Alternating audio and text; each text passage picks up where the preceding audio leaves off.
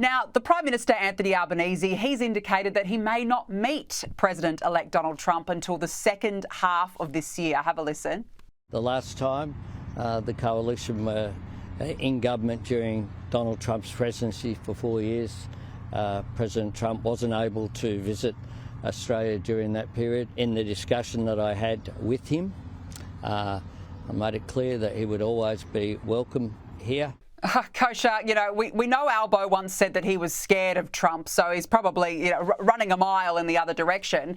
He's, of course, sending Penny Wong to the inauguration. He should have been there himself. But why do you think he seems to be desperately putting off meeting with Donald Trump? Funnier words have rarely been spoken. If he said that he's afraid of Trump, that's probably not what you want to be projecting as a leader of any country. Who knows? I mean, he obviously is a little bit embattled right now. He's got a domestic election potentially coming up, and the heat is certainly picking up between the opposition and him over here. So he's trying to balance and juggle dealing with that with obviously new leadership change with the U.S.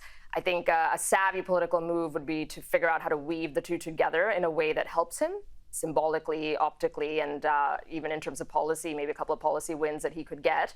But I don't know, maybe his calculus is that that's too difficult or maybe untenable, and he's sort of saying what he needs to say, saying that the U.S. president would be welcome here. Well, of course he would be, but not going beyond that and kind of outsourcing it to Penny Wong while he focuses on his re-election situation back home.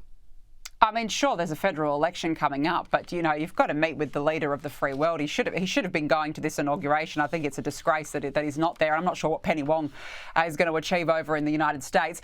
But look, now, all of our viewers will remember this viral moment between Jill Biden and Donald Trump, looking very chummy, I'd say very cosy at the reopening of the Notre Dame Cathedral in Paris last year. But now Jill Biden has revealed what the pair were actually chatting about in that moment. To quote her, to quote Donald Trump, "I had a good meeting with your husband in the Oval Office." That's what Trump said to Jill on the night. "Yes," Jill replied to Trump, "because you're both talkers." I thought that was quite funny, Kosha, that clearly they aren't enemies after all. So much in this. So, these moments, whether it's this one or Jimmy Carter's funeral service the other day, the reading into people who are sworn enemies in public life and then engage in these pleasantries and niceties and are so nice with the small talk has been just a fun sort of full-time sport for a lot of people. This was a moment that went viral. President Trump even leveraged it when he launched his $200 fragrance on the back of that, which was funny. And I think it just shows that all those accusations of, he's a threat to democracy, he's an orange Hitler, the country's going to die if he comes in, obviously were not true. They never believed it. And I just feel bad for any of their supporters, Biden supporters or Obama supporters, who maybe on some level actually believed it, that the whole country is going to fall into the hands of an orange Hitler. What are they thinking probably when they see these niceties now? That's the only one I worry about them. But for everybody else, it just proves what we all know, which is that politics is so much about theatrics. And underneath the theatrics, the things they say in public often don't mean much, unfortunately. Spot on, and you're right though. I mean, he was never a threat to democracy after all, was he? Despite the Biden's insistence, despite the Obamas of the world, they went on, and really they're all chummy underneath. I think you're right there.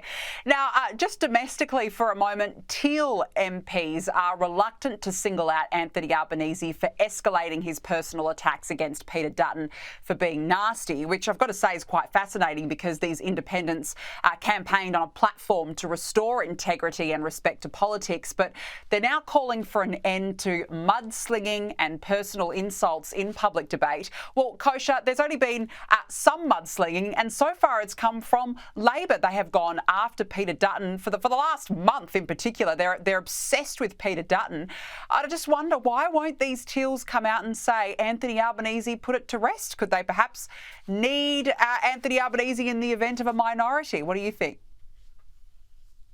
I'm sure political expediency and calculations such as the one you just laid out are factoring in for sure. I also think that, for the Teals, if you're in such a minority where you're sort of a symbolic vote, or some call them a protest vote, or maybe tactically they can advance a policy agenda on the margins here and there, but they're not anybody that really have true weight in Parliament and in the electoral system. It's kind of easy for them to stay above the fray. Yes, it's a laudable goal. We all would love it if we lived in a world with no personal insults. But we live in the real world where politics is a rough and tumble sport. It's only getting more so by the day all around the world. And if somebody punches you, you should be willing and able to punch back twice as hard. So I think some of it is sort of they're sitting on a safe perch over there, politically and symbolically, so it's easy for them to say that hey, you know, be nice, but it just doesn't work that way when you're actually fighting for real votes and a real chance at gaining the majority. Fair point, but I think it's going to be a dirty campaign between now and the federal election if this is anything to go by. Kosha Gada, nice to catch up. Thanks very much for joining me on the show this evening.